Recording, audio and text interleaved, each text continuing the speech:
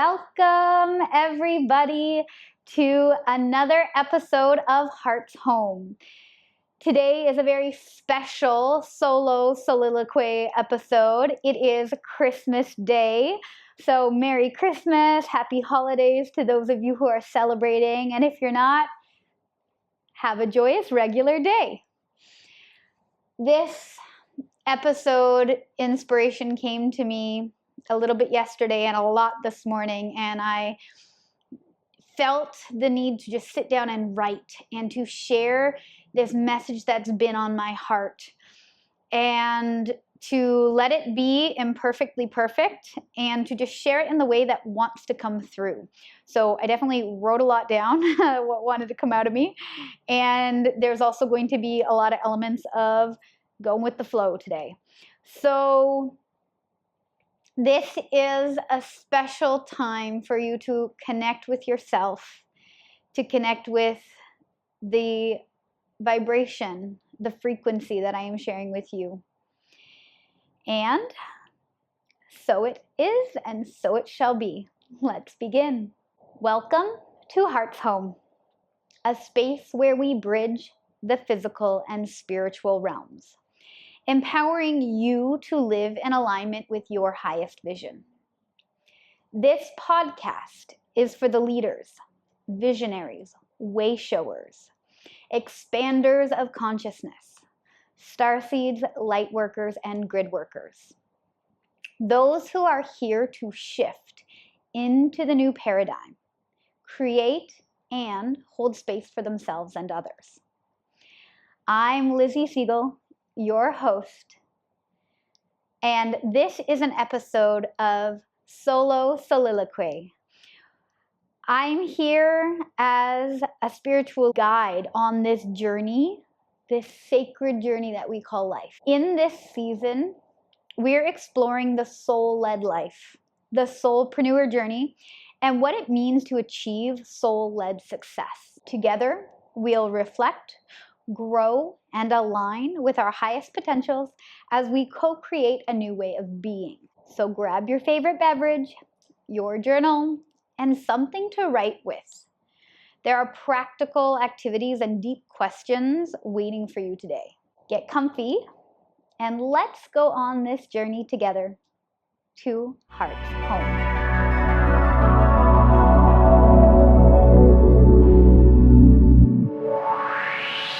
This year, I've chosen to move differently.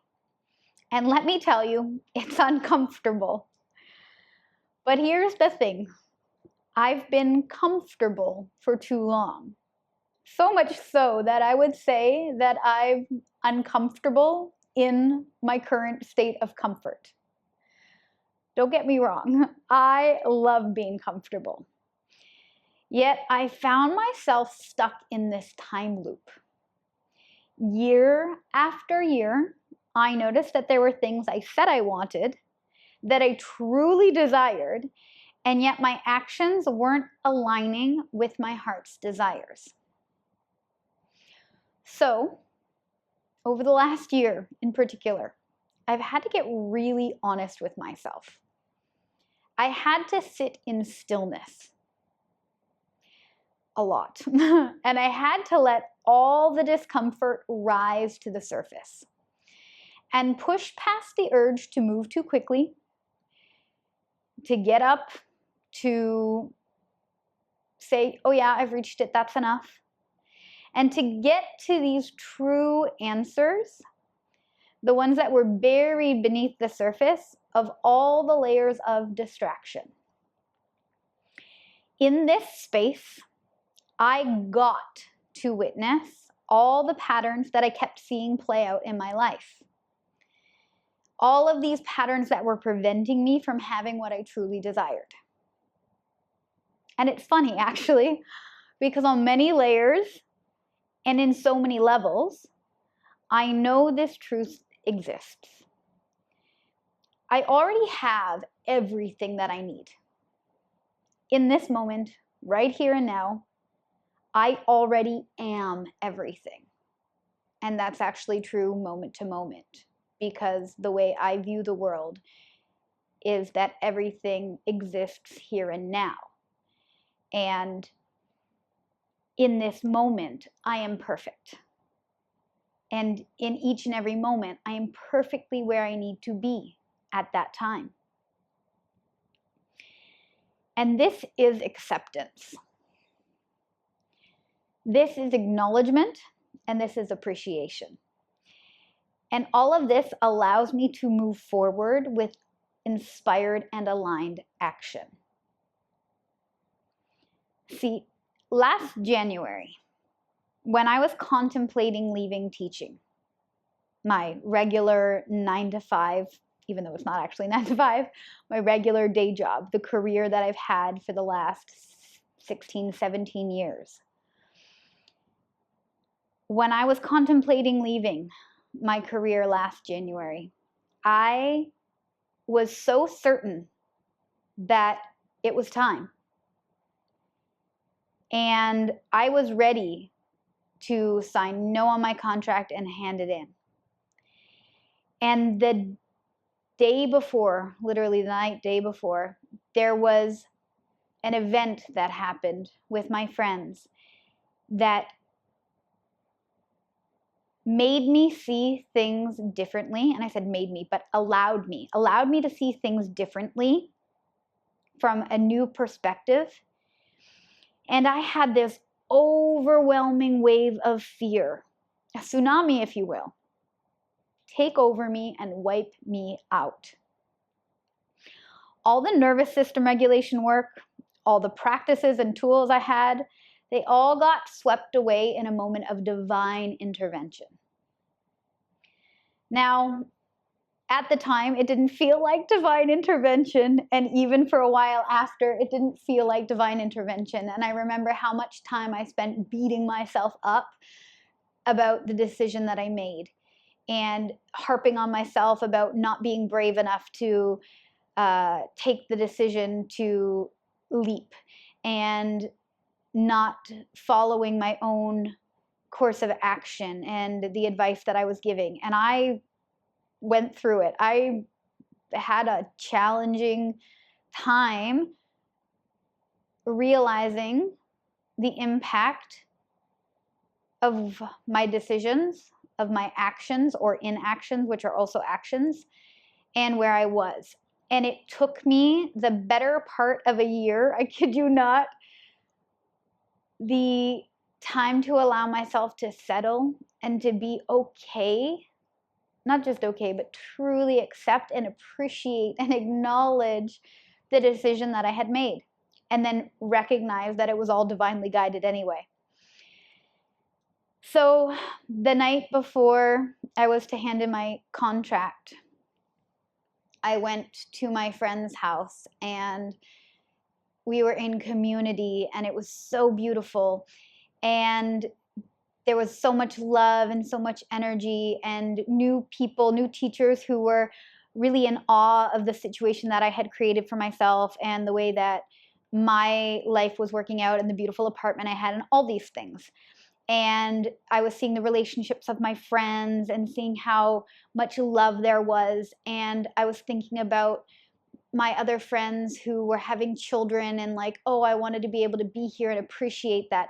All these things that mattered a lot to me. And I remember at around 2 a.m., like my mind was just running.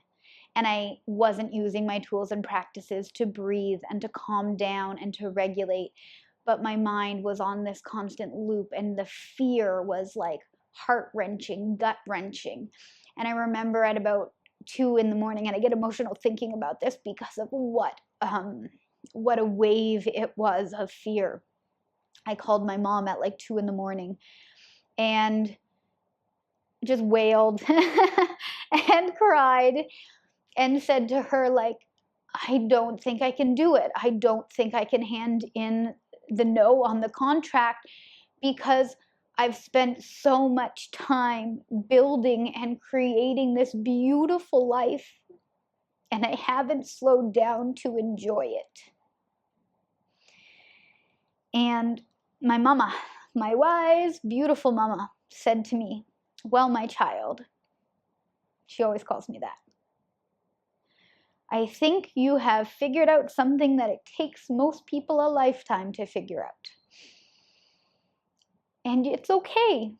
Slow down and enjoy what you created. Stay one more year. Do whatever you feel is right. And while I didn't need my mom's permission, I did at the same time. I needed that unconditional love from my mother to remind me that any decision I will make will be the right decision. And so I made the decision to stay, kind of out of fear, but also knowing it was divinely guided, because there was so much more that I needed to experience in this last year that has happened to anchor into the truth of who I am and the knowingness that was just blossoming last year. And I also had to go through these other trials and tribulations, including beating myself up about it for about half a year, that I wasn't courageous enough to realize that I actually am courageous enough. And everything that I needed to get me to where I am at this point, coming into a January, we're at the end of December, going into January next year, I am such a different version of who I was that year. And it's so beautiful to witness. So all I've created, and I've created this all, given I've had help. I'm not saying that I am the only one who's created it, but I mean, I am taking responsibility, and I am taking the, what's the word? I am empowering myself to, and being proud of who I am, that I've created this all. And I'm enjoying it. And that's the big difference. I think a lot of the time last year, I wasn't enjoying it. But this year, the enjoyment is next level. Doesn't mean I don't have moments where I'm like, I'm not enjoying this.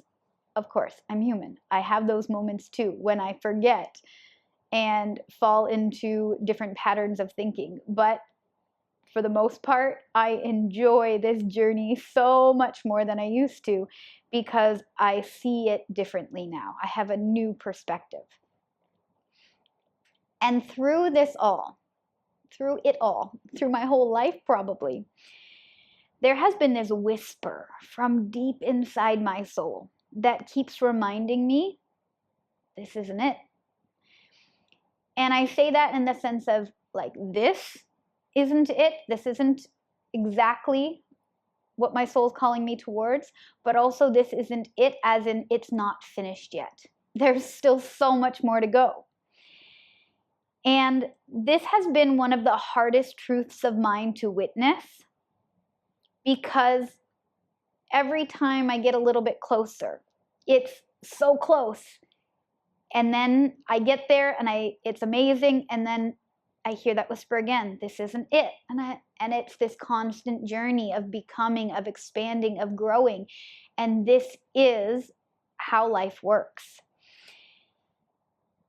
And this isn't it, meaning this isn't the end goal of my soul's journey, and I know it. And for a time, it was. It was exactly what my soul needed.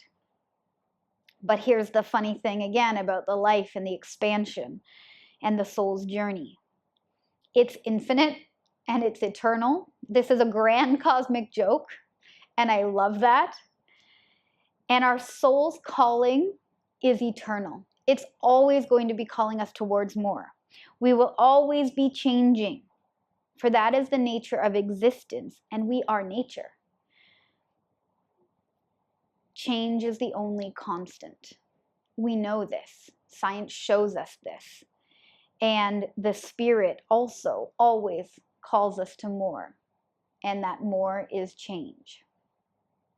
And I actually used to have a really hard time with this, because while at one point this was everything I desired and I manifested it, now that it's already manifest, now that it's already happened, My soul calls me to more.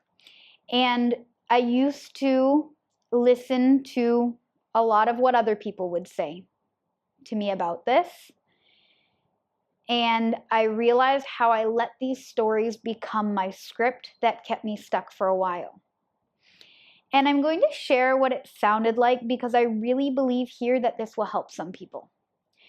Now, to be clear, I'm not blaming or playing victim here.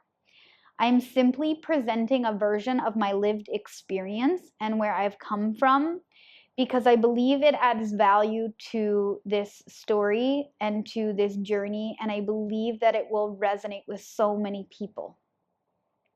I take full responsibility for the roles I've played in my life and in the relationships and my own part.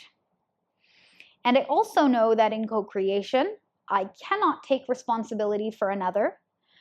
My role, just as everybody's role in any relationship, is to be a mirror, to help the soul's journey of yourself and that other person too. So I don't often speak about my past relationship. And it's really important to share a little bit about it. I was in a relationship for 8.5 years. It's honestly a huge part of why I stayed here for so long. And it's honestly a huge and such an important and vital and beautiful part of why I am who I am today. And I would not change it for the world. And I have so much love and gratitude and appreciation for the human who walked alongside me for 8.5 years of my life here. I know that our souls had a beautiful contract. And while there were parts that were not awesome, there were so many more parts that were beyond awesome, that made it worth everything, because it got me to who I am today. And it allowed me to see the things in myself that I needed to see like a mirror, so that I could be more, that I could be better, and that I could allow my soul to grow and expand and to be more love. When I got into this relationship, if I was more conscious at the time, and I would argue that I probably was, but I just ignored myself a lot because the human, I knew that something was really, really important to me. And this was travel and exploring the world and seeing the world essentially with another human. And I wanted to create a life where I would have a partner journey with me. And the way the super conscious mind, the subconscious mind, and the conscious mind and body work to support our journey is ineffable. There are no words to describe how divine and synchronous this experience is. It's so perfect, and we can often only see how perfect everything is in hindsight. And so I created this journey, this portion of my journey, to get super clear on what I wanted and what I didn't want, and what was important and what wasn't that important, and was able to really distill all of this down to the essence. And there was always this feeling within me, if I'm truly honest, that was reminding me of my passion and this bigger mission that I have in this lifetime. And this journey that I went on with my partner at the time was so that I could learn more of who I was, and so I could learn how to hold myself and how to support myself and others. But knowing that I would need to cultivate the skill set that would remind me no matter what, I got me. That would remind me that no matter what, the universe has got my back.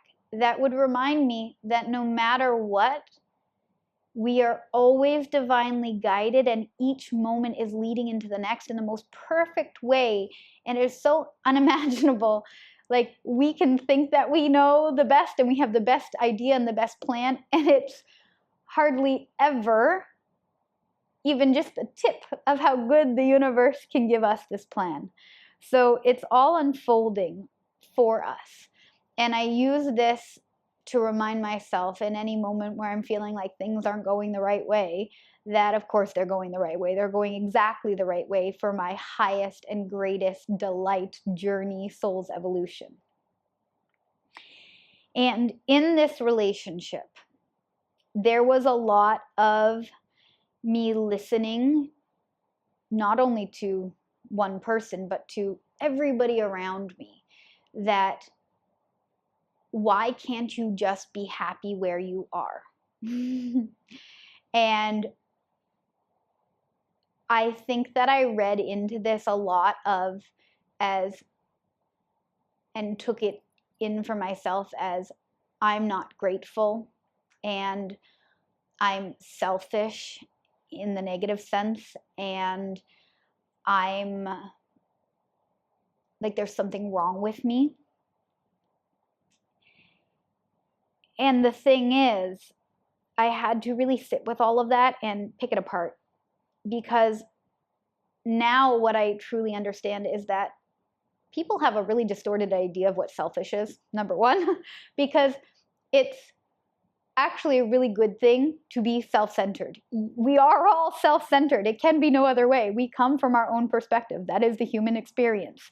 And to be selfish, what people often mean is they want you to stop doing what it is you need to do for yourself in order to do something to please them instead. And that's actually selfish. Needing you to change and contort to be what they need to be, instead of being everything that you need to be for you, so that you are fulfilled and you are happy. And when you are fulfilled and you are happy, you're overflowing, and then you have so much more to pour into others.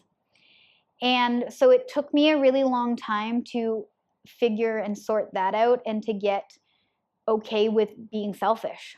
And now I don't view it as a bad thing, and I actually view it as a very essential thing in relationships, that you have to pour into yourself first so that you can overflow and pour into others. Because if you're pouring from an empty cup, you will run out. And that's where it gets really icky and sticky, and that's where you spiral and the depression comes and the miserableness, because you're not tending to your heart and soul first. And I also was listening to these ideas of like people asking me like, why can't you be happy where you are, or like just be satisfied with what you've got. But again, it's the nature of the human to want to expand into more, especially women. We want to expand and create. And so while I am, of course, happy where I am, there's always going to be, I'm happy here, and now I want to expand into more, and I'll be happy here, and I'll want to expand into more. And because this was judged so heavily, I felt like there was something wrong with me, that I was doing something wrong. And I did question, why can't I just be happy? And that led me to not being happy, because I was trying to fix something that was never broken to begin with. And also feeling like my needs didn't matter. And again, I say this with so much love because I created this experience for myself out of an old story that I picked up from childhood, where I put everybody else first. And in a sense, there were things that took precedence over my needs sometimes. And so I learned that in order to keep the peace, in order to help and to be loved and to get really what I needed in order to survive, sometimes my needs had to take a back seat. And all of this combined led me to create these experiences again and again and again in my life, not just in my past relationship that I speak to, but like lots of past relationships. And it was a pattern that I noticed. And once I became aware of it, I was like, whoa, we gotta work on that. We gotta change that. And it was an inner job that I had to do, where I understood that my needs do matter. And I get to meet those needs because I get to reparent myself and I get to love on myself again. So I tell this story to share with people that your needs matter, and it is your job to make yourself happy. It is your job to be radically honest with yourself about what it is you desire from a soul-led place, and to move in alignment with those desires. And this can be challenging, I understand. And so in this episode, it is my aim to help share some ways and some tools and some practices that you can actually use to get clear on what your soul is calling you towards. So at the end of the day, let's just say that while, of course, I celebrate me and I love me, and I'm more than okay with being me, I still know that I deeply desire to share this journey of life with somebody else. And this has been the part for me that I had been so resistant about for so long, and kept things stuck in a time loop because I wasn't willing to face this truth about myself. I was so intent on, I got me, I can do it all myself. And then I got to this real honest point where it's like, yeah, I can, and I don't want to. And I'm also okay with that. And I share this also because we have a lot of toxic messaging that comes in from society that we can hold it all. Yes, we can, absolutely. But we don't need to. We are meant to be in community. We are meant to be in relationships with others. That is part of being human. And so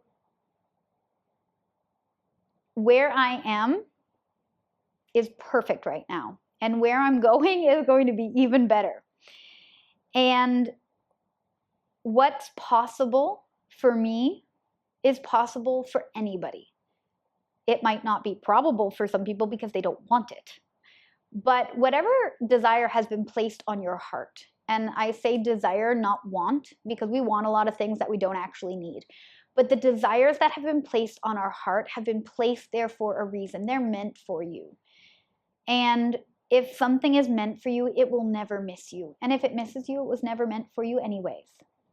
So whatever is on your heart as a desire, there is some way, shape, or form that it is possible, and it will come to you.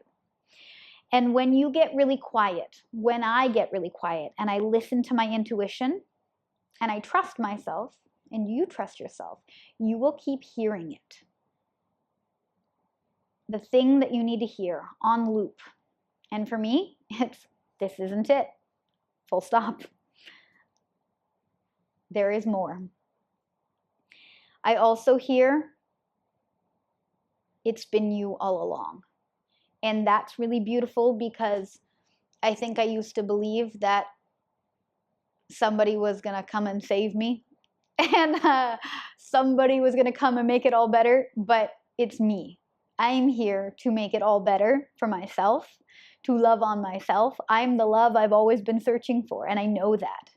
I didn't used to know that, but I know that now. And as I know that and I move forward, now everything flows with so much more ease.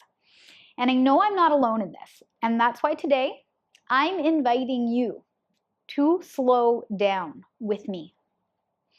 In this episode, we are going to reflect, realign, and get intentional so we can step into 2025 with clarity and purpose. So I just want to say one thing. I really don't believe in, adhere to, create New Year's resolutions. However, I do recognize the importance of a new beginning, and every ending leads to a new beginning. Good old closing time. Closing time. Every new beginning comes from some other beginning's end. Yeah. So I would really like to honor the ending of 2024 as a cycle. It was a year of integration. And as we move into 2025, I believe that it is a year of action, and it is a year of being. It's a year of embodiment. And so there's this quote that I love and I want to share. I had to make you uncomfortable, or you wouldn't have moved. From the universe. And that's been my reality. Growth doesn't happen in the comfort zone. I even have this shirt, this sweater from Seek Discomfort, which is a Canadian brand, and its message is literally to seek discomfort. And I have met a few people in my life because of this brand and seeking discomfort, to push outside of the comfort zone and know that when we go beyond what is comfortable, this is where change happens. It is required in order to create a life aligned with your highest vision. So take a minute with me now, or a moment, and be still, get really quiet with yourself, and ask yourself, where do I feel stuck?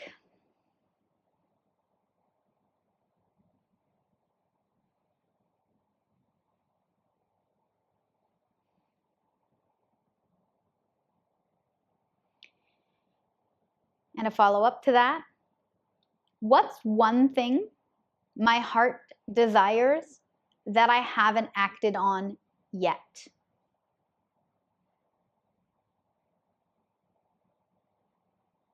I'll repeat the questions, and then I'll give you a moment to think about it and write it down if you need, and to answer them. And if you need to pause, take some more time, go ahead and do that. The first question, where do I feel stuck? What's one thing my heart desires that I haven't acted on yet?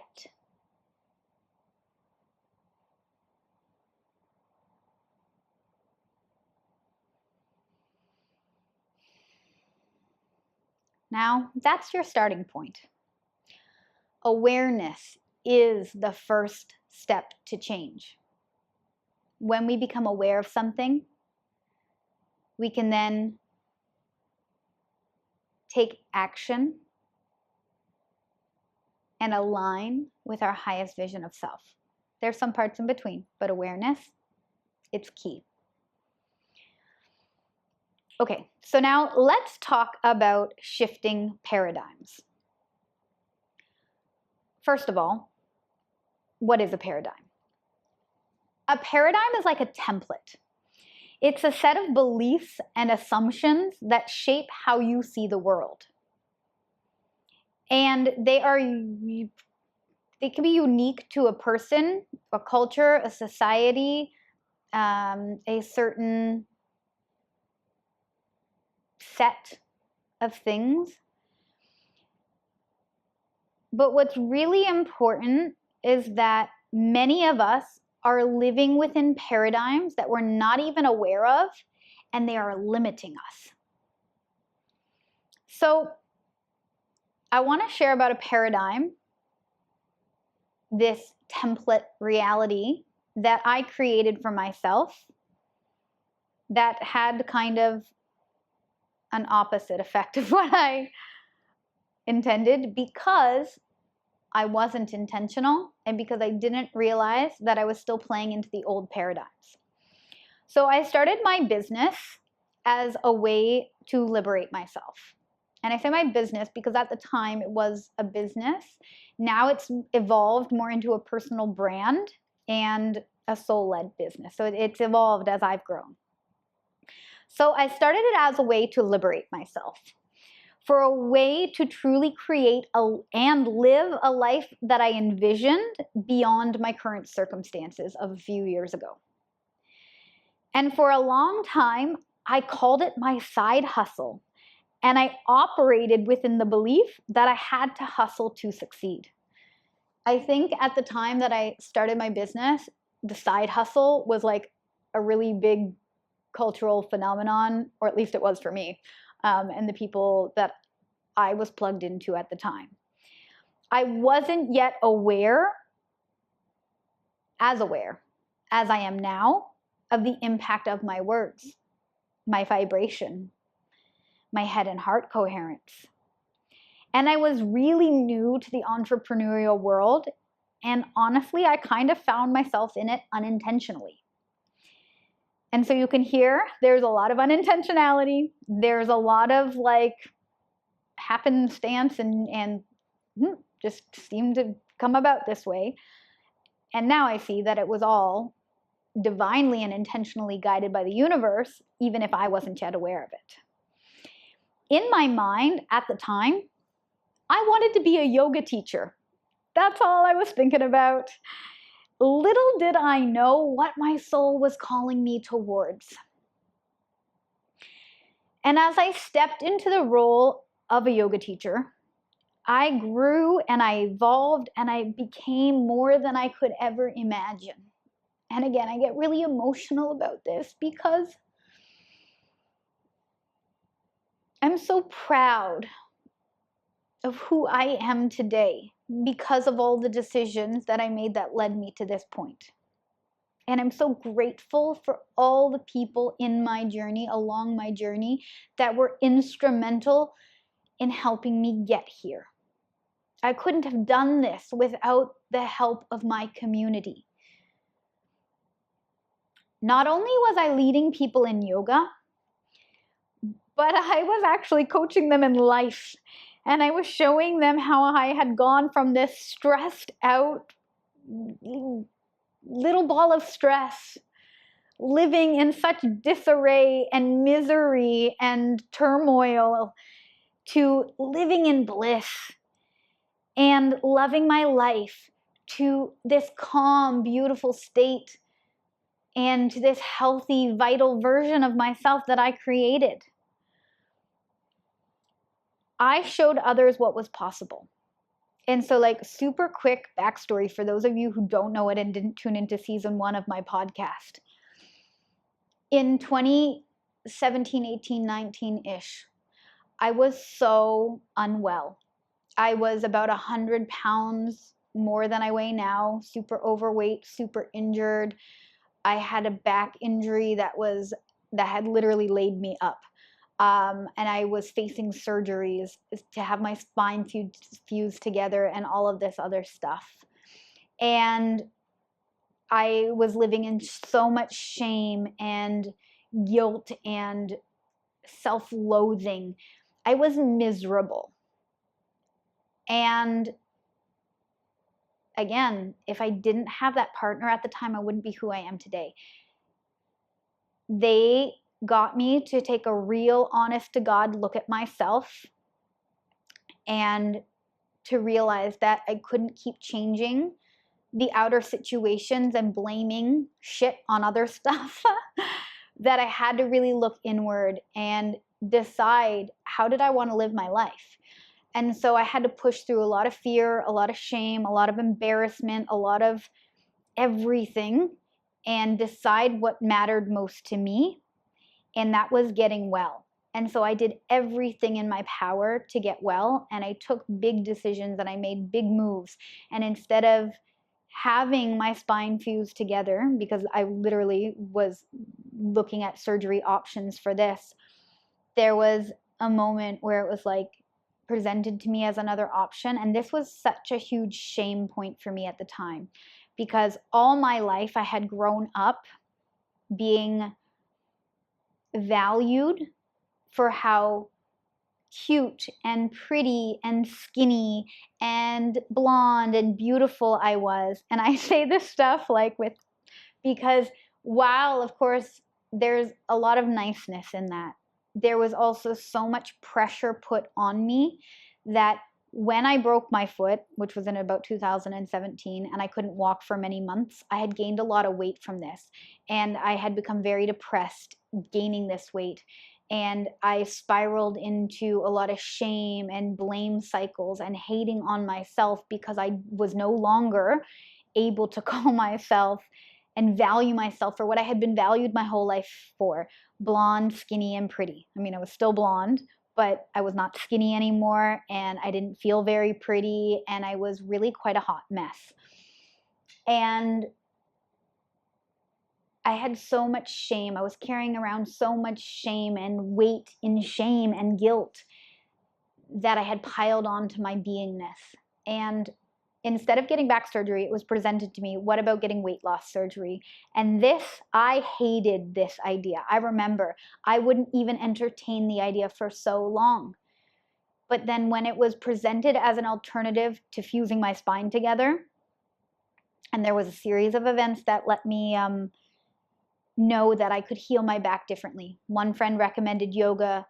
I watched Dr. Joe Dispenza interview where he shared about how he had gotten hit by a bike, or he was on a bike and got hit by a car, and his spine, they wanted to fuse his whole spine together, but he was able to heal it through the power of meditation. And there were some other key parts along this journey where I heard that it was possible to heal my back in another way. So I thought, okay, well, that's a really drastic surgery. Once they put rods and pins and things in your spine, how do you come back from that? Back, pun intended, not. So even though it was really hard for me to take the decision to get weight loss surgery because of all the shame that came with this, and believe me, there was still tons of shame that I had about it. I didn't even want to tell people, and I did not tell people for many, many months, partially due to shame, but also partially because I wanted to complete a big portion of my journey by myself, for myself, without anybody else's noise. And this actually was a lesson that served me well. When you are doing something, move quietly at the beginning, because other people always want to put their opinions in. And sometimes all you need to do is listen to yourself. And so I let myself guide me. And I took the decision to get weight loss surgery. And I tell you, it was one of the best decisions I ever made in my life, because it allowed me to drop some of the weight that the doctors were like, well, you need to lose the weight in order to move. But I couldn't move in order to lose the weight. So it was like a catch-22. And I was able to lose a big portion of the weight, like 40 pounds within many months. Maybe 4 or 5 months, and I could start moving again. But I remember also on the night that I went in before my surgery, I made a promise to myself that if I survived, I was very dramatic, and if I was able to figure this out for myself, I would share it with others. And I've never forgotten that promise. And I've always continued to follow that why, that I am here to share with others that it's possible to escape the prison of your own mind that you create, and to push past your limits, because limits they can be a shadow, and they can be something that keep us stuck, or they can simply be the boundaries that we're meant to push beyond. And so, long story short, I made that decision. It was one of the best decisions of my life, and it got me to where I am today. And this is part of the journey that I needed to go on, because I needed to get to yoga. And yoga was the place where I learned about bliss. I learned about my bliss body. In yoga, we have the Panchamaya Kosha system. And the layer of the soul is the bliss body. And I learned what bliss meant in a deeper sense than I had ever experienced before. And so I was able to then teach people how to go from stressed out, miserable, to living in bliss. And this was a huge portion of my evolution and a huge breakthrough for me. And it allowed me to guide and lead others to be more of who they truly are as well. And this continued to evolve, actually. I became a healer with energy healing, first Reiki, and then divine source codes and some other practices, and sound healing. And I became a spiritual leader and life coach, and so many other beautiful things that I could never have imagined from the start. And that's the beauty of how the soul's journey works. We can never know exactly how it's going to turn out, but if we just trust ourselves and follow our own unique, YOUNIQUE, unique inspiration, the path that is us, and we walk one step at a time, then we get to be delighted and surprised by the universe, and it's beyond our wildest imagination. Okay, and then fun development in this journey, I burnt out. Oh, the burnout, she be real. I forgot about me. I did what had been, and I say had been, the common theme of my life in relationships. I abandoned myself in favor of wanting to serve and take care of others, seeking the love outside of myself, again, instead of going within. And this pattern played out again and again and again in my life. And I realized from this place, again, that something had to change. That again, this wasn't it. And so began a deeper journey into myself. And I love this song by Selena Gomez. I'm really not great with the names of songs, but it goes, to love, love, to love, love, to love, to love. I needed to lose you to love me. To love, love, to love, love, love, to love. I needed to lose you to love me. And this song touches my heart, and I will play it on loop when I need a good purging as a reminder, when I need to cry, because I needed to lose so many things and people in my life in order to love me. And that was a tough pill to swallow. And at times, I can still go, ooh, like I feel it.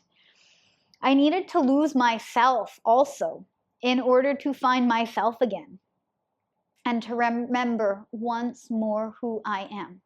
And I love the word remember, because we are recollecting, we are bringing back, we are remembering the pieces of ourselves to become whole again. And in truth, we were never not whole. We just forgot.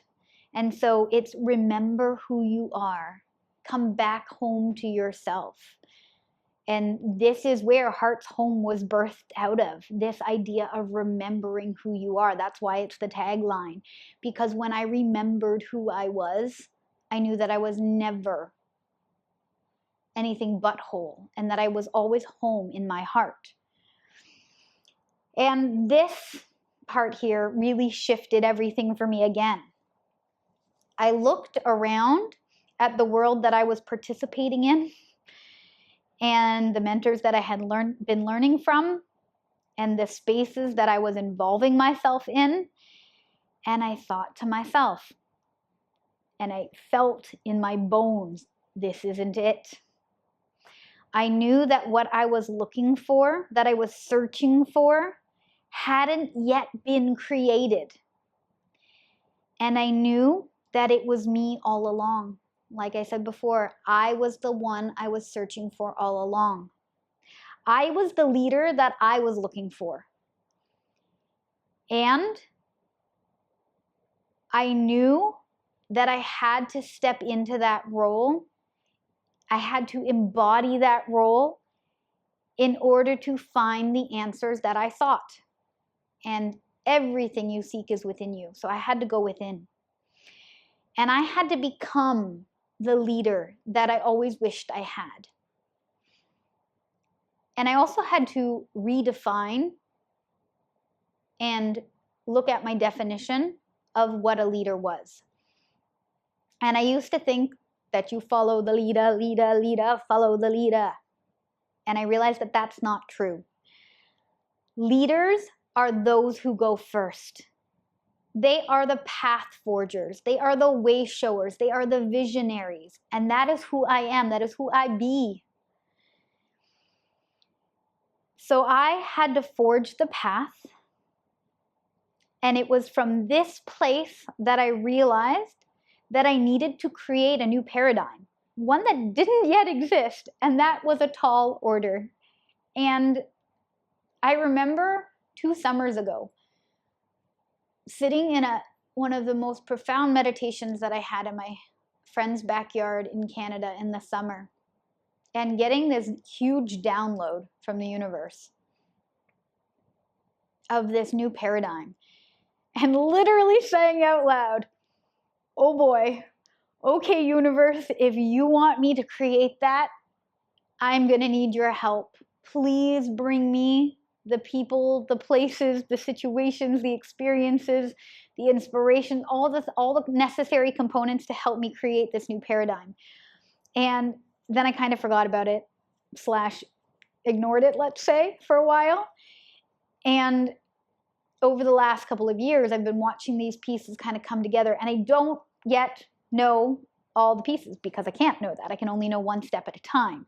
But I do know that it's been a journey of figuring it out, and I am figuring it out, and I know that what this new paradigm is, I truly desire for it to look like, feel like, and sound like something that is different, something that is revolutionary. And it's been in the making for these couple of years. And I've been holding the vision now and moving into it as I literally manifest it in our physical reality world. And it's part of this self-realization, self-actualization process. And as I build it, I share it. There are parts, of course, like I said, that I keep quiet until they're actually ready to be shared with the world. But the parts that I've shared so far, it's because they're ready to share, and they've already happened. They've actualized. They've been manifest. And now we move forward and create more. And here's one thing I know to be true. As I co-created and as I stepped into this new paradigm, I realized that alignment, not hustle, is the key to thriving. And while that may not seem revelationary for some people, it was a huge reveal to me.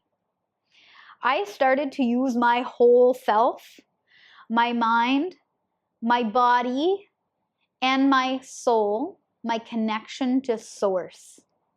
And that changed everything. So now, I invite you to take a moment and think of one belief that you currently hold that is no longer serving you as you step into the next version of yourself. Of course, it served you up until this point, and we don't deny or shove that to the side. We acknowledge, appreciate, and accept it for what it's shown us till now. So take a moment to think of one belief that's no longer in alignment with the version of you who you desire to become. And what's a new belief that you'd like to replace it with? And I'll give you an example here. My old belief was, I need to hustle to succeed. And my new belief is I thrive when I flow with intention. So take a moment, write yours down, pause if you need to.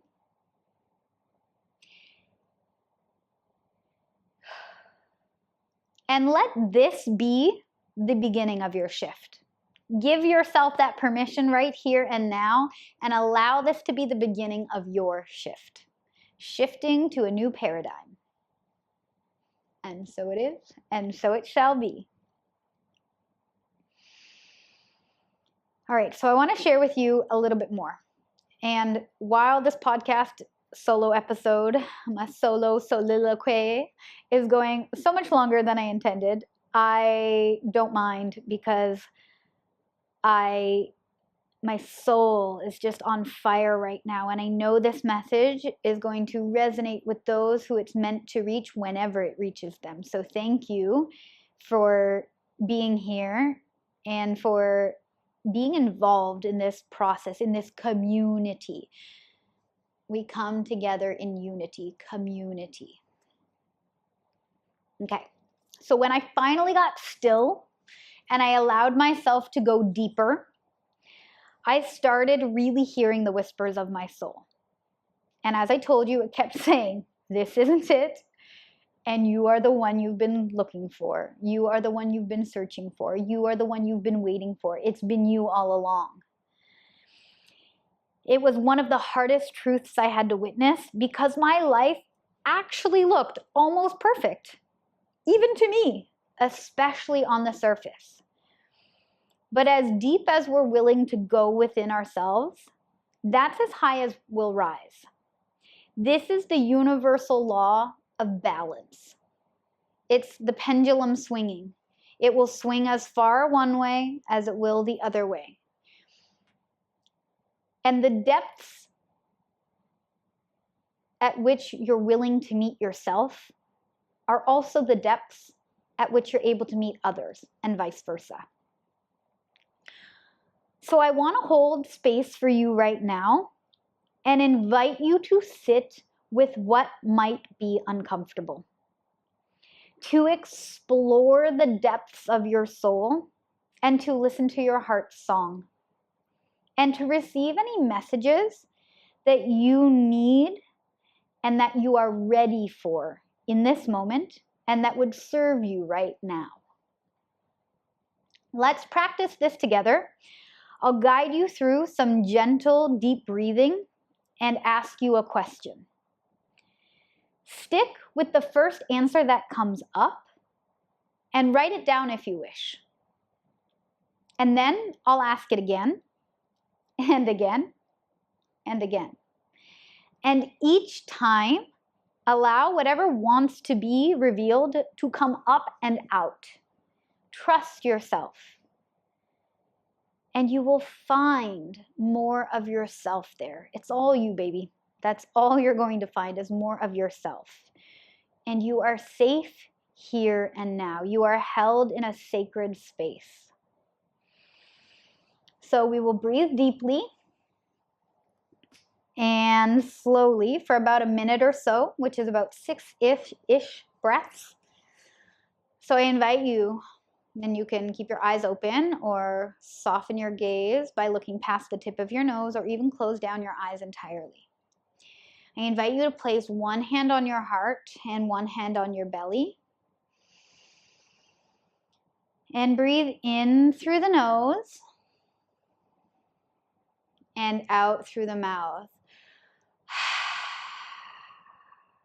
Another deep breath in through the nose, out through the mouth. One more like that.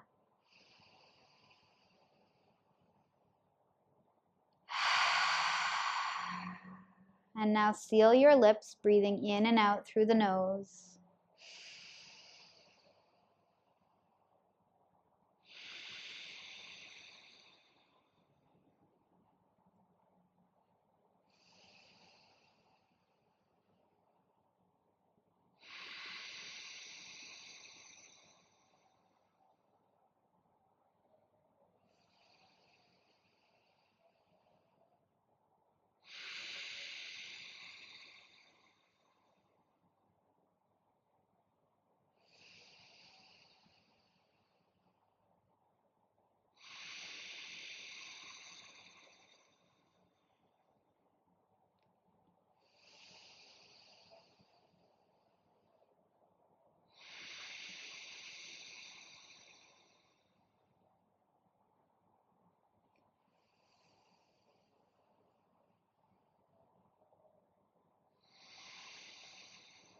I invite you to ask yourself,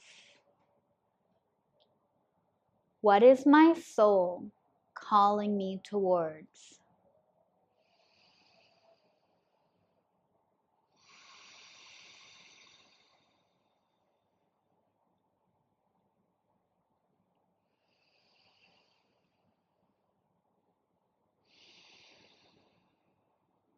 And sit with whatever wants to come up, even if it's uncomfortable.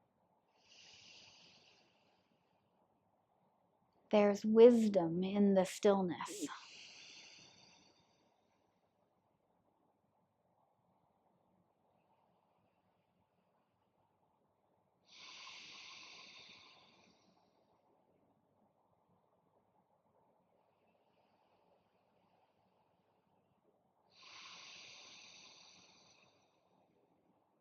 And I invite you to ask yourself again,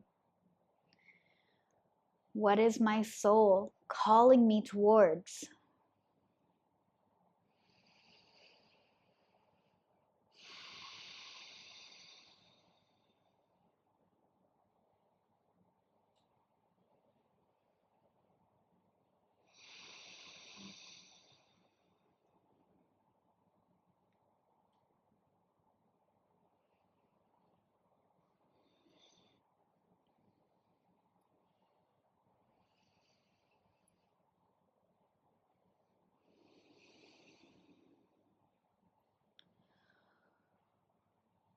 What is my soul calling me towards?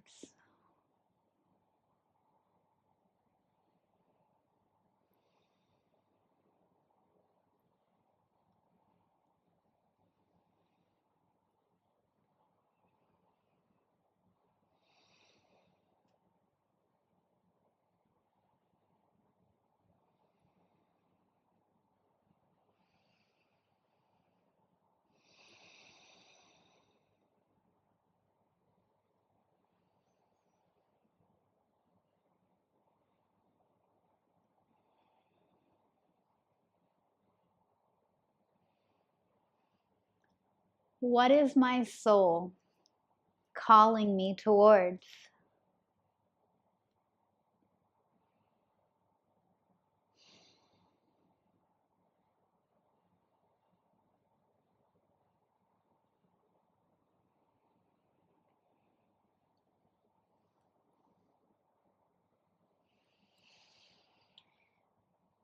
Whatever wisdom came through, honor that. Maybe even take a moment to thank yourself and thank the wisdom that came through. If you want to, pause, take some more time with this, replay it, go back and reflect. If your eyes were closed, I invite you to replay, like rewind and replay, and watch the activations of light codes that were coming through for you, for the collective, for the community that is here to receive that, for the visual resonance that needs to land for you. Those were clearing codes and activations of alignment and authenticity, and for you to anchor into your soul's calling, this soul tribe unity. It's a connection and a calling that I work with, and the energy was just flowing through. So thank you for being here for that.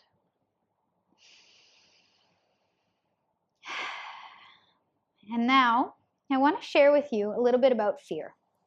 Fear is a funny thing, and when we can actually witness fear for what it is, we can use it to our advantage. Now, why I say that fear is a funny thing is because it throws its biggest tantrum, like a temper tantrum, like a little child, right before it's about to be exposed. I like to think of fear like a child in a grocery store. It cries and pleads for the candy bar. And when it realizes at the checkout counter that it's not going to get what it wants, it throws a full-blown temper tantrum. But here's the thing. Once that child leaves the store without its candy bar, they're okay. And fear works the same way. Once you expose it, it neutralizes it. It becomes just another option in the sea of possibilities. And it's all okay. It's all welcome and accepted here. So like I told you about the story at the beginning, when I wanted to sign no on my contract last year and I couldn't do it, and it was my fear, like having a full-blown temper tantrum, like I was gripped in this wave, this tsunami of fear, and I let fear win. Also now I know that fear needed to win and have its moment so that I could even be here telling this story, and so that I could anchor into that truth that like that was fear and I know what it feels like, and I would say never, but never is an absolute and I don't like to speak in absolutes, but I will most likely be able to move through pretty much any other fear in my life now because I experienced that level of fear.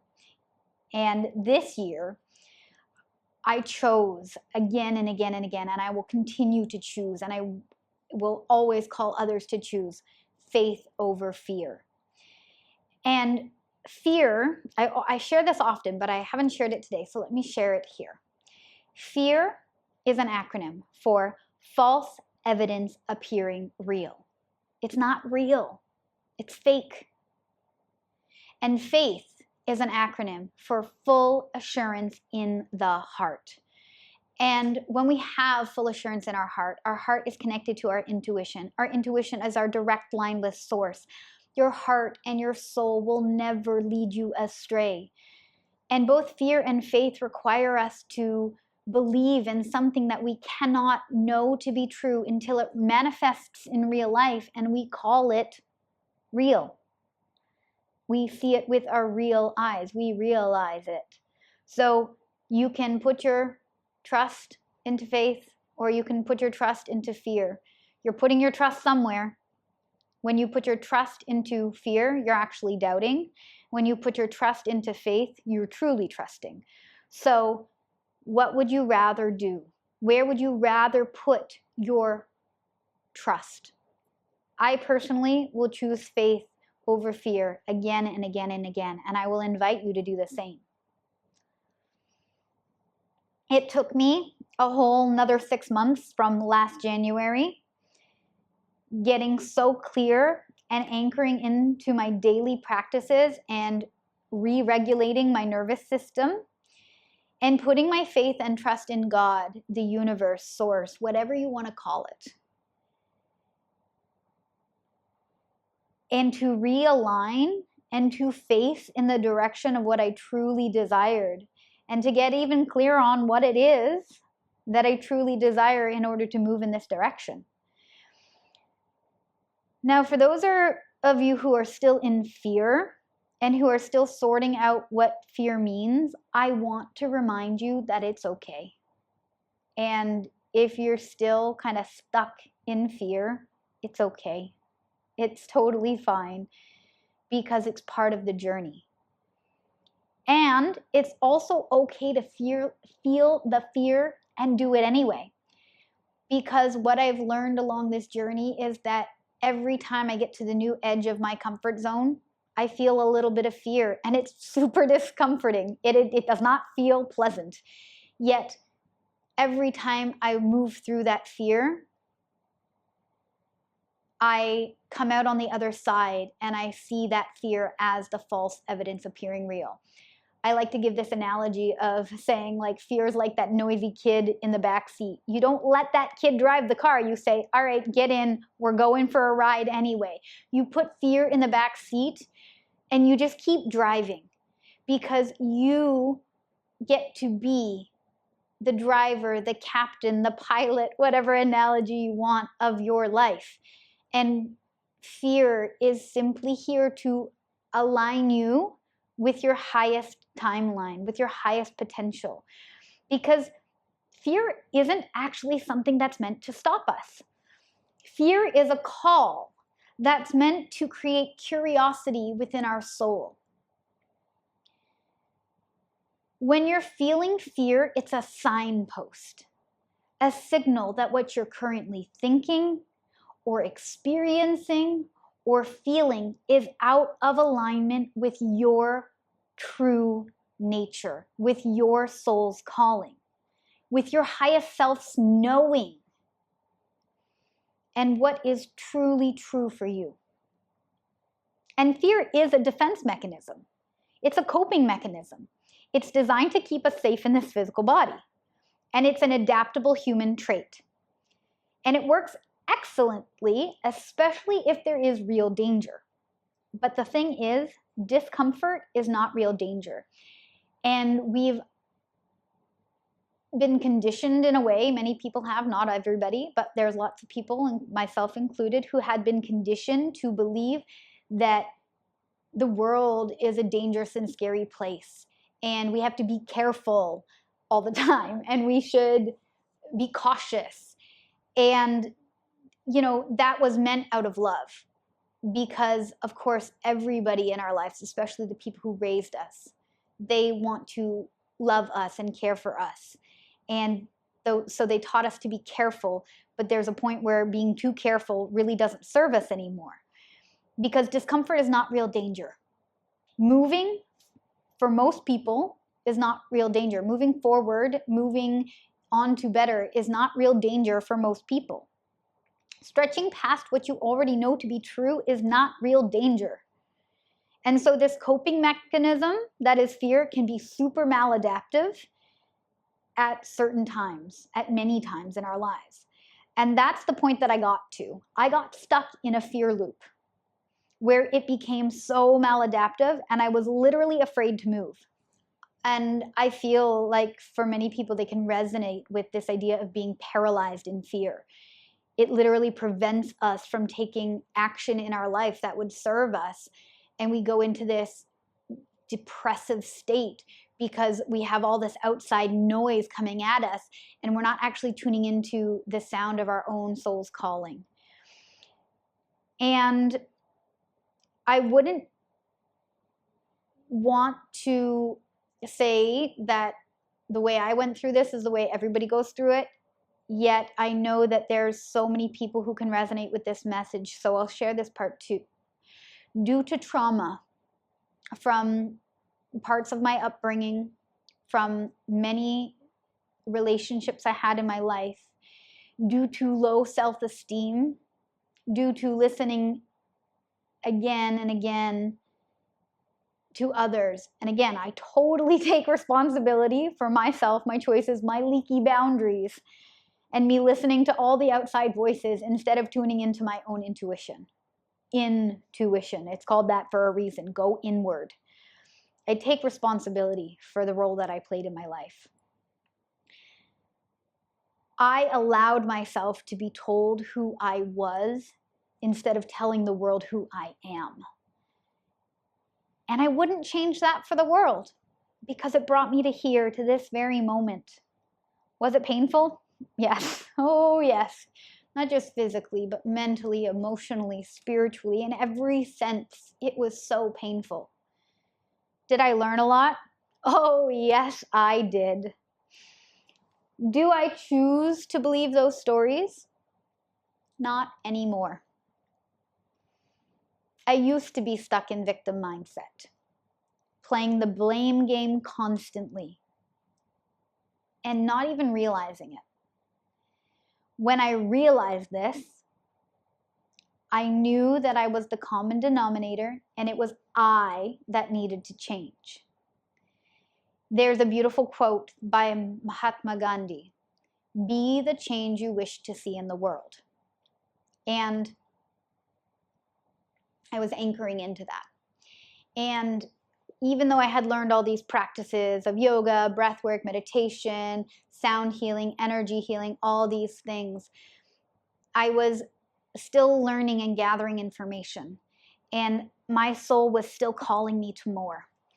And I read a book last summer, 2 summers ago, that changed my life. I'll share that in a minute. I learned in this book about Psych K. And Psych K, the K stands for kinesiology, the movement of the body. It brings into my world, and I love this because it's literally the title of the book that Robert Williams, who the founder and creator of Psych K, wrote. It's called The Missing Piece, and it's not P-I-E-C-E, it's P-E-A-C-E. This is not the book that I'm talking about, but this is the name of his book about Psych K. And it was like the missing piece because it was the permission slip I needed to know that what I had been doing all along, that I was on the right path. And Psych K brings all the pieces of what I had been doing, learning, understanding, all of that. It brings the rituals and the actions together. And your girl loves rituals. I love them so much. And I was taking aligned and inspired action in my daily life. And I was also still avoiding the bigger action pieces that I needed to take. And so when Psych K came into my world, and it came into my world because of the book, The Biology of Belief by Dr. Bruce Lipton. I read it 2 summers ago, and I'm reading this whole book and I'm like, yeah, that's what I'm saying. That's what I've been doing. That's what I'm talking about. And then nearer the end of the book, it talks about Psych K, and I was like, well, what is that? I need to know more about that. And I read, and everything that was being explained, I was like, oh my gosh, this sounds like what I'm doing, yet they have a streamlined process. There's something in there that they figured out that I can learn from. Okay, yes, please. I want to learn about that. And it led me to this journey of Psych K, which is now another toy in my toy chest, tool in my toolbox that I use to facilitate deep and lasting transformation for myself and for others, with others in this world. So now I know differently than I used to know. Have I got it all figured out? Absolutely not. Will I ever? No, because that is the nature of being human. We are continuously expanding. But now I know that I am a conscious co-creator of my reality. And I choose to be a creator instead of a victim. The victim mindset is layered and pervasive. It's sneaky.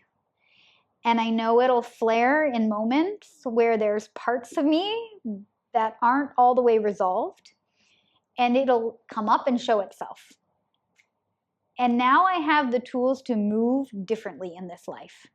Now I have the techniques, the knowledge, the wisdom, the lived experience to move differently and to figure it out as I go. And that's exactly what I'm doing. I'm creating movement. I'm taking action, not just in my own life, but in the lives of many. Like I said, I am a leader, which means I go first. I'm not somebody who has followers, although I love that there are people who follow what I say and they try it for themselves and they work with me or by themselves and they realize, they see with their real eyes that what I'm saying also resonates and works for them. And that's so powerful and beautiful. But as I said, as a leader, I forge the way. I forge the path that I wish had been created. But because I know it's me, I am forging that path, that I am the way shower. And it is so important to me that I will show you not only through my words and not only through my rituals, although boy will I ever show you my rituals because I love rituals, but I will show you through my actions that there is a different way of being and that this is the different way of being. So now I invite you to know yourself more and to explore a fear that's been keeping you stuck in a loop. So take a moment and think of one fear that's been holding you back. Just pick one, start with one. You can do more at another time. But focus maybe on the one that's most prominent, most prevalent, the biggest one, the most important one, whatever you want to call it. and ask yourself, what's the truth behind this fear? Be really honest with yourself. It's okay. It's only you, and you can release the judgment of yourself. You are safe here. Ask yourself, what's the truth behind this fear? And if that question isn't really resonating, ask yourself, what in this fear is truly stopping me? And even another way to ask, what am I afraid of? What am I really and truly afraid of?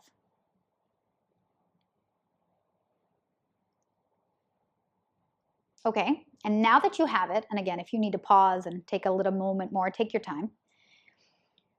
What's one small step, one small action that I can take to move through it? And notice I said move through it. Action. And it's not a ritual. And I had to take some time getting really clear on what is a ritual and what is an action. Because, for example, sitting down and meditating on it, that's not an action. That's more of a ritual to get even clearer. Now, that's not to say that meditation can't be an action. For example, if you want to know yourself more and you want to develop a better relationship with yourself, an action step might be to meditate each day. That, in a sense, would be an action step. But if you really want to create change in your life and you have to do something, take an action step in order to create that change, then you're going to have to move through it. So I'll give the example of one that I came up with as an action for my Psych K. I'm trying to remember the name of it. Give me a second. I took the health and well-being program in October of this year, so a couple months ago. And for the optimal health and well-being balance, it's a big balance that truly allows you to live your optimal life, health and well-being, your best life. And it requires big action steps. Well, I guess they don't have to be big, but for me, I felt like it required some big action steps. It required one that I couldn't do for 6 years. I kid you not. It was sign no on my contract, my teaching contract. And it's so funny because there were like a bunch of other action steps I had to take as well, because again, this is a big balance. It's a longer balance where there are more than one action steps that you plan. And so I'd taken all these other action steps and I had done them all. And the remaining action step, where I wrote it 2 times, was sign no on your contract. And so I sat and I signed no on my contract. And I felt this huge shift in my energy and this huge relief and this huge rush. And then I giggled at myself because I was like, well, that wasn't as hard as I thought it was. And I also realized that it was still partially a ritual because, great, I signed no on this contract. And yes, it was an action step because I didn't realize how much power I was letting it hold over me. And so it was an action to sign no. But then I realized it needed a follow-up action. And that follow-up action was to hand in that no on that contract, to hand it in and take the action in the real world, to interact with other people, and I've changed my reality. And so action steps can be rituals, And we want to make sure that when we take action steps, they are more than just rituals. So just to keep that in mind when you're planning out your one small action step that is going to move you towards your truest self and move you through the fear. What can you actually do? Actually, get it? Actually, act. What can you do in this world to change this for yourself? Okay, so then let me share a little bit more. This December, right now, the last week and a half, really since the beginning of December, but super the last week and a half, I've been slowing down. Actually spending days in silence doing not much to the outer world looking in, but a lot for me. And I've been aligning with my guiding words for 2025.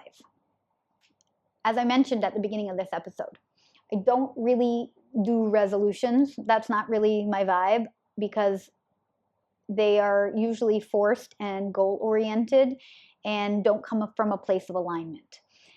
They come from a lot of external pressures and things we should do or we see others doing. We think we should jump on these bandwagons, but shoulds are coulds with shame on top, and I don't vibe like that. So for 2025, I'm choosing words that I align with. And I've chosen a few, and I have a play on words with the spelling, with the meanings, with the vibrations of them, because that's who I be in this world. I love the words of the English language. I love playing with words. I love the vibration of words. And I want to share with you these words, my spellings of them, my meanings behind them, and inspire you to create some words for yourself, some intentions for yourself for 2025, instead of just setting a goal or a resolution that maybe you give up on by the end of January or February, but that you actually choose to live through 2025 with intention, with these words as your keynotes. So one of my words, alignment. No surprise there. More and more alignment. And I think that speaks for itself. I'm coming from a place of authenticity and aligning with the nature of my essence. And then I have the word spiritual. And I spell it differently. And I spell it in, well, actually in one sense I don't spell it differently, but in another I do. When I say spiritual, I emphasize the ritual. You can't spell spiritual without the ritual. And I love me a ritual. And then I also took this a little bit further and I played with the idea of rich. I speak a lot about the wealthy life. And so I'm spelling spiritual as well. So spiritual as S-P-I-R-I-T-U-A-L, emphasis on the ritual part of spiritual. And then also S-P-I-R-I-C-H-U-A-L-L, rich you all. Because when we are rich in spirit, we are all rich. So it's spirit rich you all of the richness, all of the wealth. And when I speak about even a wealthy life, I don't just mean W-E-A-L-T-H.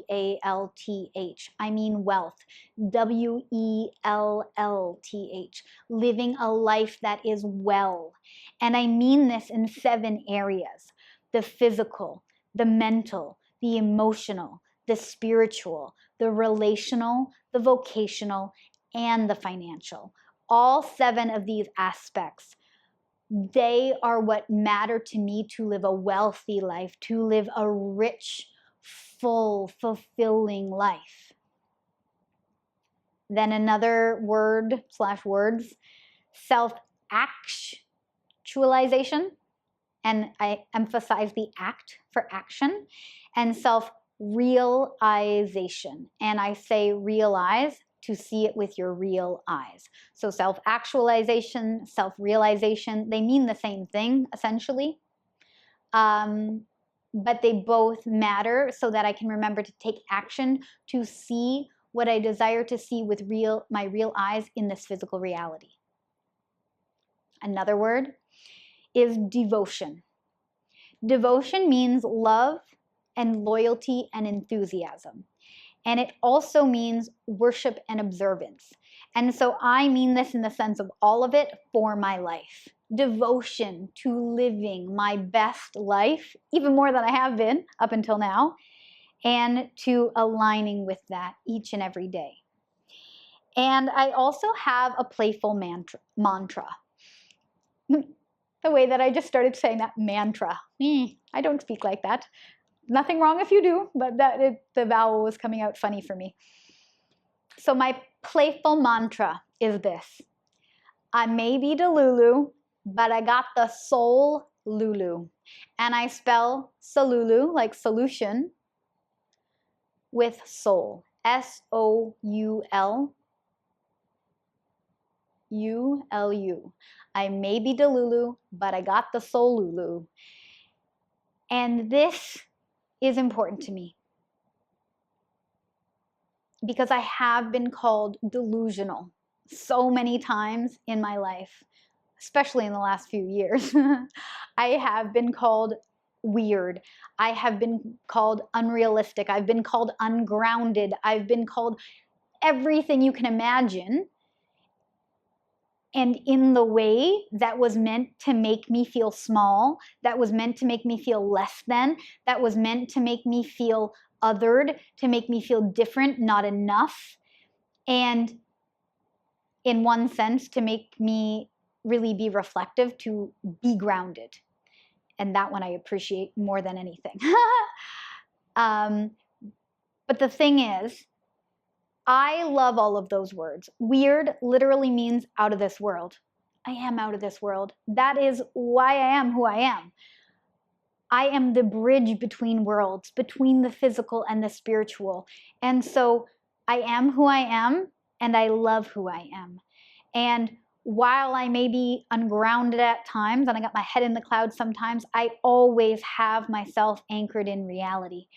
And before that, I would say that wasn't true, but now it is. And so I truly know that all these people who called me delusional, all these people who said that what I was thinking was too esoteric, was too woo-woo, was too out there, I was like, at the time I listened and I believed them, and I didn't tune in and trust my own intuition. But now I know differently. And I am the woo, yo. Like, this is who I am, this is who I be, but I bring it into the practical sense.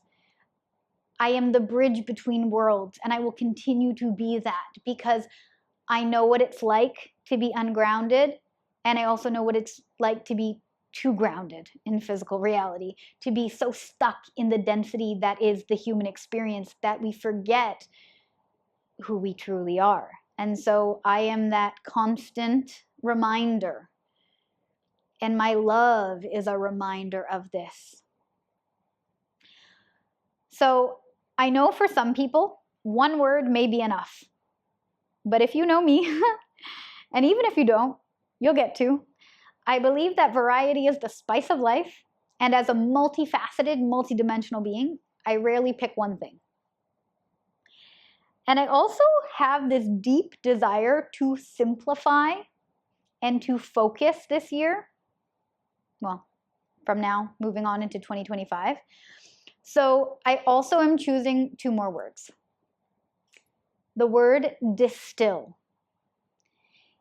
And I choose this word on purpose to remind me to be still. And to remind me that, like nature, things can be richly complex and yet simple. I am overcomplicating things, yet I maintain that complexity is the richness of this full spectrum human experience. And one more is community, and I emphasize the unity, the coming together in unity. the communing, and I am creating a community and helping myself and others remember that we are meant to go on this journey together. I say this often, and I'll share it here again today. It came to me in a moment of meditation that this journey, this life, is not meant to be a solo journey, S-O-L-O journey.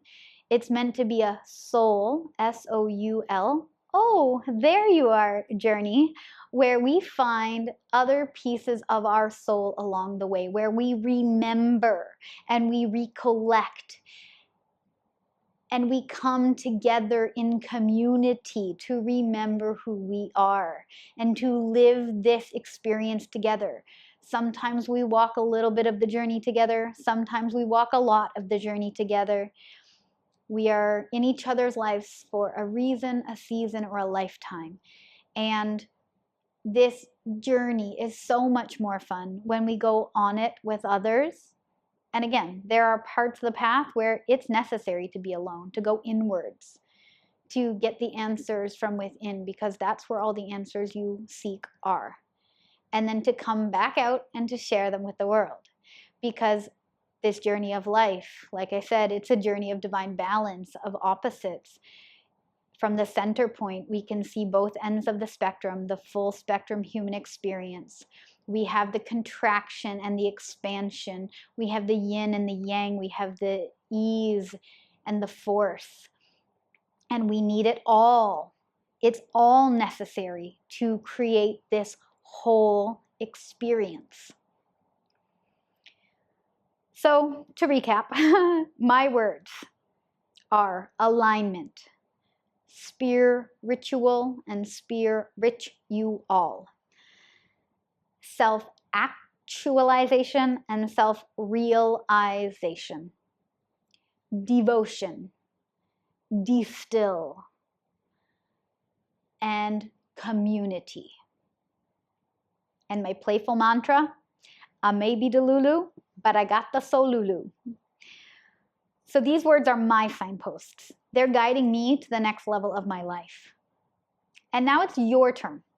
Take a moment and think of one or more words or phrases that resonate with the vision you have for yourself for 2025, that you would like to co-create for yourself for 2025. And I say co-create because we are in co-creation with the universe and everything else that is in relation to us in life. What do these words mean for you? Write it down.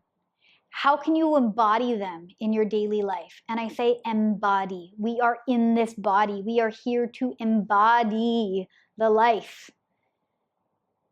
When I share with people that I'm a manifestation embodiment coach, it's because we want to not just make these ideas up in our mind, but we want to actually realize them with our lived experience and embody them in this life. So take your time, write them down, draw them out, explain them, do whatever it is you need to do to resonate with these words and feel them in your beingness. And let them be your compass for the year ahead. Maybe you even make them on a beautiful picture or imagery or something and stick it on your mirror in your bathroom so you see it every morning when you wake up. Maybe you make it the screensaver on your phone. Maybe you craft it into a vision board for yourself for 2025. Whatever the case may be,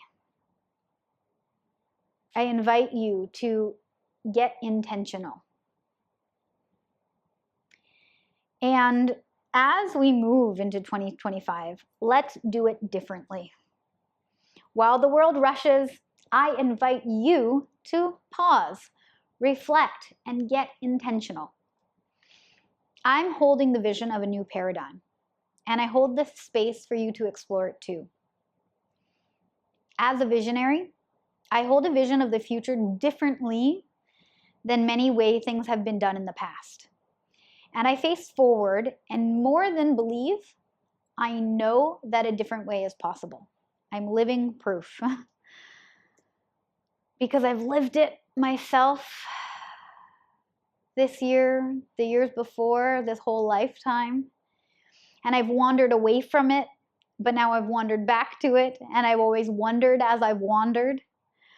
And in this new paradigm, in this new way of being, we recognize and appreciate and live through more of who we are. There's so much noise that tells us that we're only using 5% of our brain or something like that.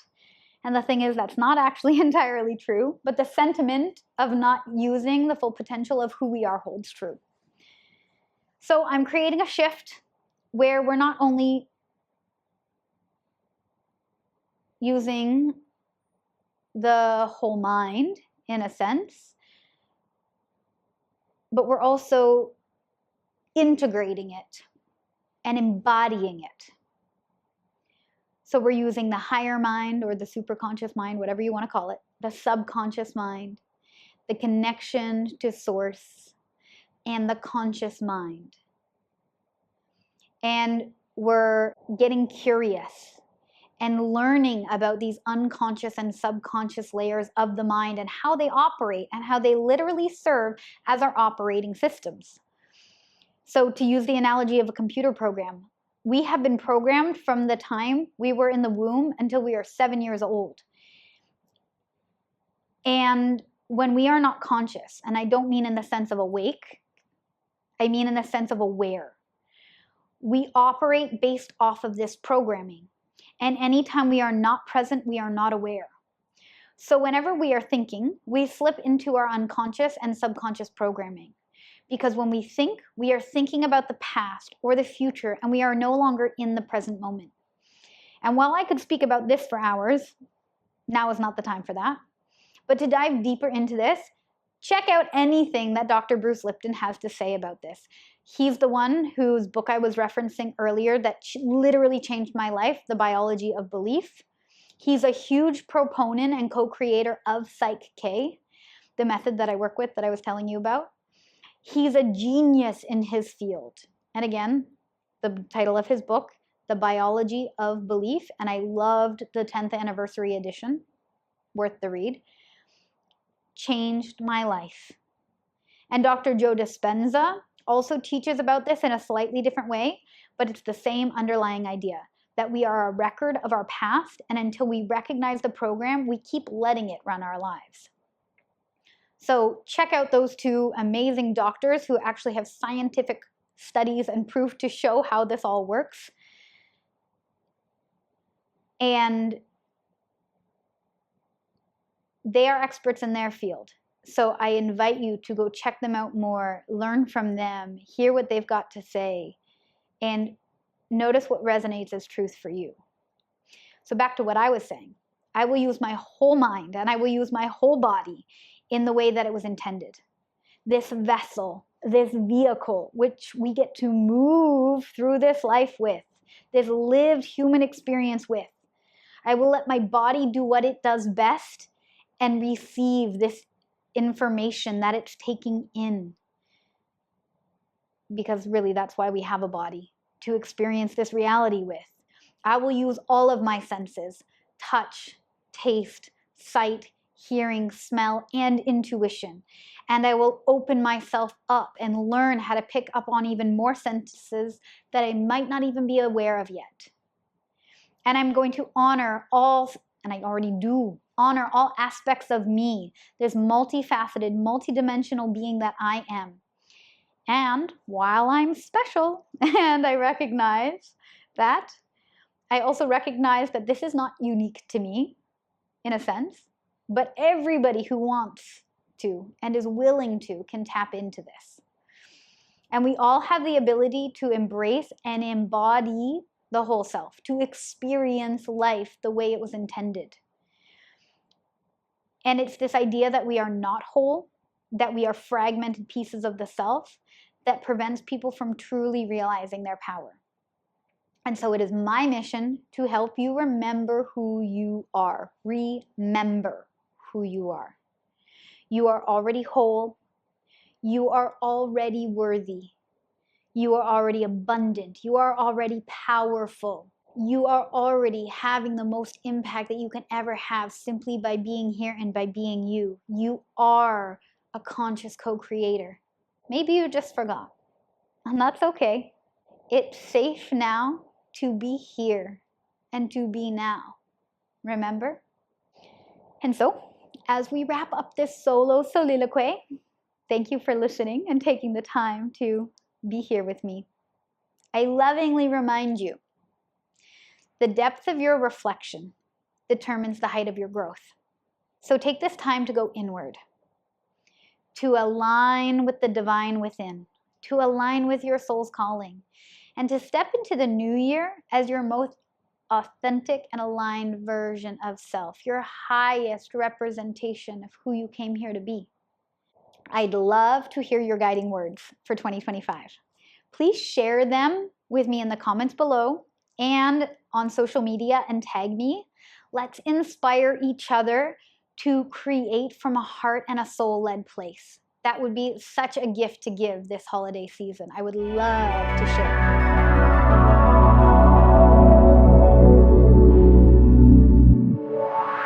I would normally have a bunch to share with you, but like I did share, I am doing things differently and I'm aligning for the next level of expansion. So I have two things right now, two beautiful things to share with you. One of them is on January 11th, 111. It's a very powerful portal manifestation day, and I am holding a vision board workshop.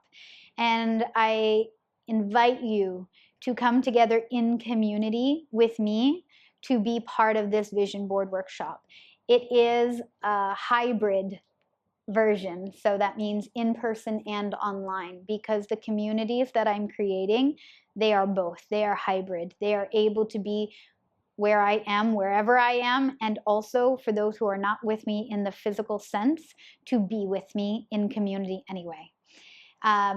This beautiful offering will be from 12 to 3 p.m. GMT +3, which is Kuwait timing. If you're interested in this, send me a message and I'll get you connected for that. The other offering that I have for you is to join our free community as an anchor of the word community. We are coming together in unity. I am growing and creating a conscious space online. Starting at the end of January, we will be communing online once a month in a sacred space to experience the soul-led life, redefine success from a soul-led lens, and explore the soul-preneur journey and expand into more of who you are. I invite you to sign up with your email by filling out the form in the show notes below. I'll be sending you the details about this online community, the space, more of what to expect, plus the dates and timings of the monthly calls and the links to the actual calls.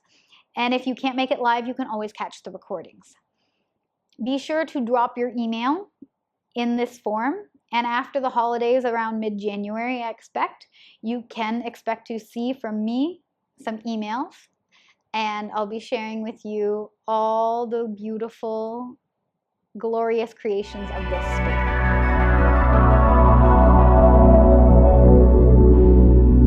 Thank you for sharing your precious time and energy with me today. Until next time, remember, you are unique and necessary. You are whole. You are worthy. You are here because you are a part of all that is. You are a necessary piece of the puzzle of existence so that the whole can be truly whole.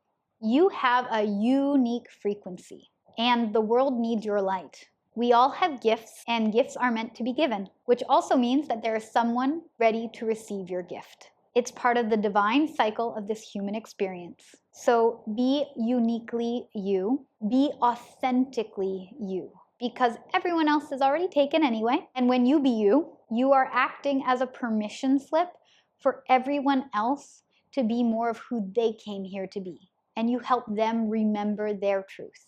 Thank you for being here, for listening, for interacting. I get to be me in part because of you, and this is my gift to you. It is my passion, it is my joy to share this with you.